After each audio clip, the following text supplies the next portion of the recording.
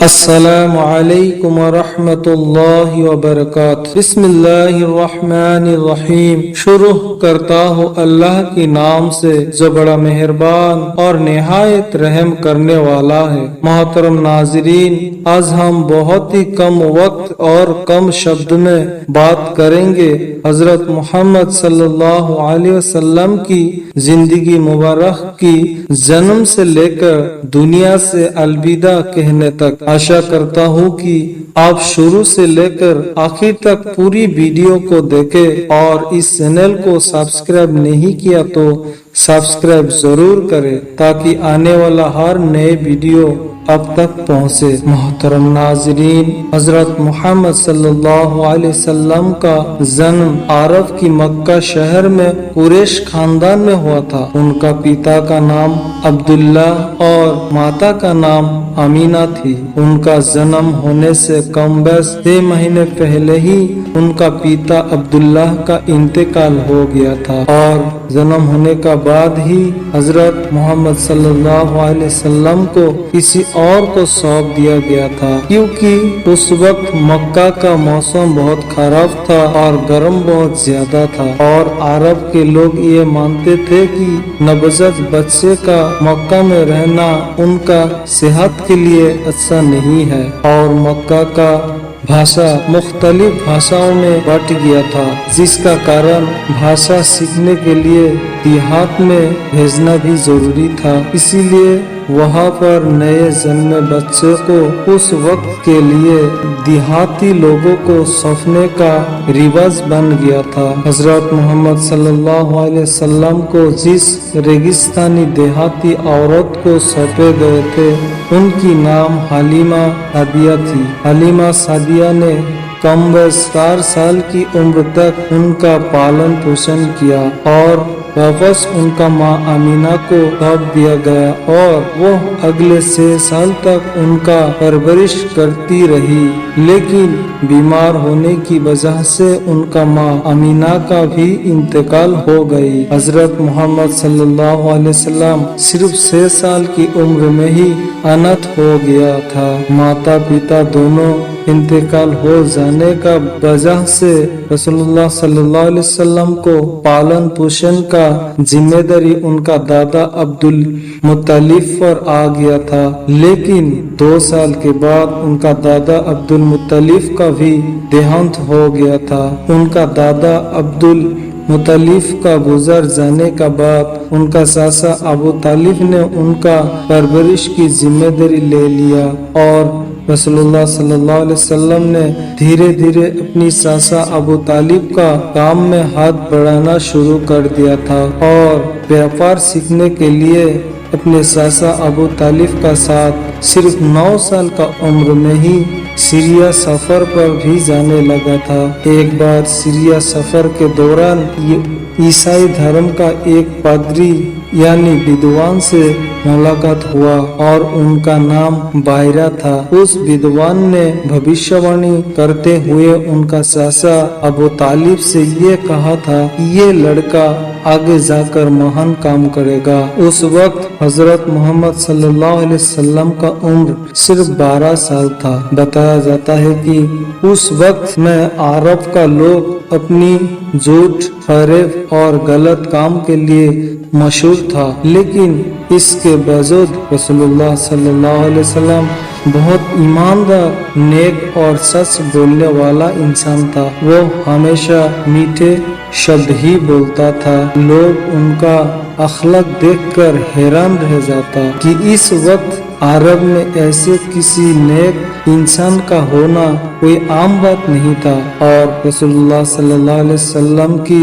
ایسا اخلاق، نیککاری اور میٹھا بول کی وجہ سے لوگوں نے ان کو الامین اور الصادق کا نام سے بھی پکارنا شروع کر دیا تھا، جن کا مطلب بھروسہ مند اور سچا ہوتا ہے۔ ان کا ثواب، ان کا اخلاق اور ان کا نیککاری کے کارن ان کو خدیجۃ الکبریٰ نے شادی کا پرستاب دی تھی، اور وہ 40 سال کا ایک بیدوا عورت تھے، اور रसूलुल्लाह सल्लल्लाहु अलैहि वसल्लम की उम्र सिर्फ 25 साल था। हदीजातुल कुबरा के विधवा होने के बावजूद प्रस्ताव को कबूल कर लिया और इस तरह हजरत हदीजातुल कुबरा रज़ियल्लाहु तआला अन्हा को शादी करके पहला पत्नी बनाया। इसी तरह रसूलुल्लाह सल्लल्लाहु अलैहि वसल्लम ने उनका जिंदगी में कुल 11 शादी किया था और तमाम शादी करने का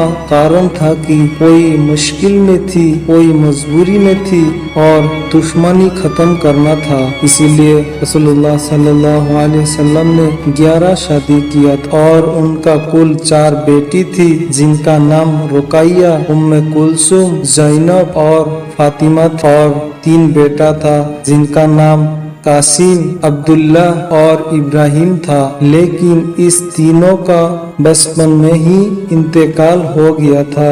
उस जमाने में मक्का के लोग बहुत खराब था, पाप करने का सभी हदें को पार कर दिया था। उन लोगों के लिए किसी को गाली देना, चोरी करना, डाके डालना, शराब पीना, महिलाओं के साथ गलत व्यवहार करना, मारपीट करना और मासूम लोगों का जान लेना बिल्कुल आम बात था। यहाँ तक कि अपने घर में बेटी पैदा होने पर उसकी जान ले लेता था। गर्भधारी महिला की पेट में लड़का या लड़की है ये देखने के लिए उनकी पेट को तलवार से काट देते थे और जुल्म का आलम ये था कि सिर्फ अपनी तलवार की धार देखने के लिए मासूम लोगों का गर्दन काट देता था। इस तमाम बुराई को देखकर रसूलुल्लाह सल्लल्लाहु अलैहि वसल्लम दुखी होता था और परेशान हो जाता था। तब मन की शांति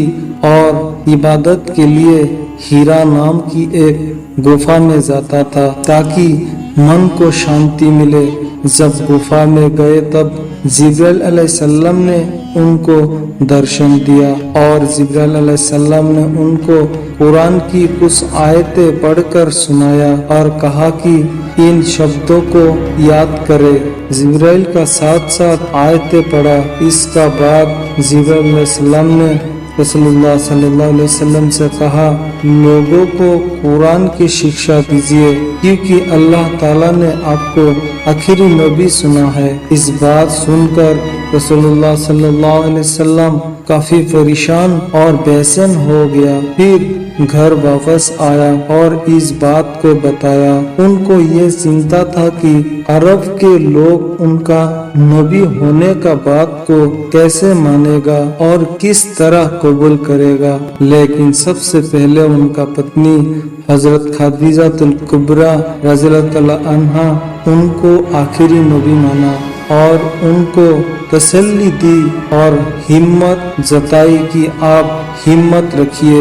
फिर अबू बकर सिद्दीक रज़ियल्लाहु तआला अन्हु कबूल किया, हजरत अली रज़ियल्लाहु तआला अन्हु ने कबूल किया। इसी तरह लोगों को कुरान और इस्लाम सिखाना शुरू किया। शुरुआत में ज्यादातर लोगों ने उनका शिक्षाओं का विरोध करते हुए मजाक बनाया, लेकिन धीरे धीरे लोगों को उनका बातें समझ आने लगा और बहुत से लोग उनसे जोड़ना शुरू हो गए। जिब्राइल अलैहिस्सलाम अल्लाह का जो संदेश लाता था उसी बात को लोगों तक पहुंचा देता था और इसी दौरान काफिरों ने रसूलुल्लाह सल्लल्लाहु अलैहि वसल्लम को बहुत सताया। यहाँ तक कि आप सल्लल्लाहु अलैहि वसल्लम को मक्का से मदीना तक हिजरत करना पड़ा। ताइफ का मैदान में आप सल्लल्लाहु अलैहि वसल्लम को पत्थर से मारा गया और अपना खून बहाना पड़ा और इतना खून बहाया था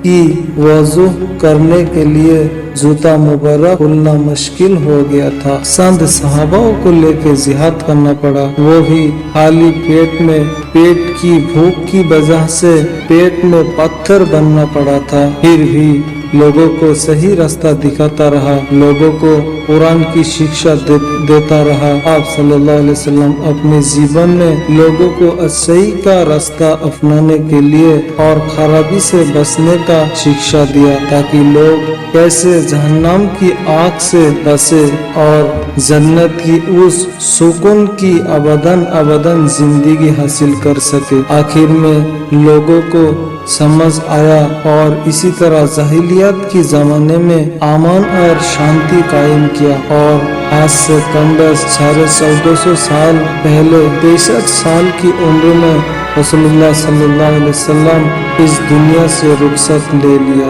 दुनिया से जाते जाते इंसानियत सिखा के गया और उम्मत की गम सीने में ले गया, जो हशर की मैदान में भी या उम्मती बोलकर अल्लाह की बरगाह में रो रो के गिड़गिड़ाएगा। आप सल्लल्लाहु अलैहि वसल्लम की जैसा कोई उनसे पहले दुनिया में ना तो कोई आया था और क़यामत तक उनकी जैसा ना फिर कोई इस दुनिया में आएगा। दुनिया से जाने से पहले आखिरी हौज के मौके में तमाम नसीहत दी।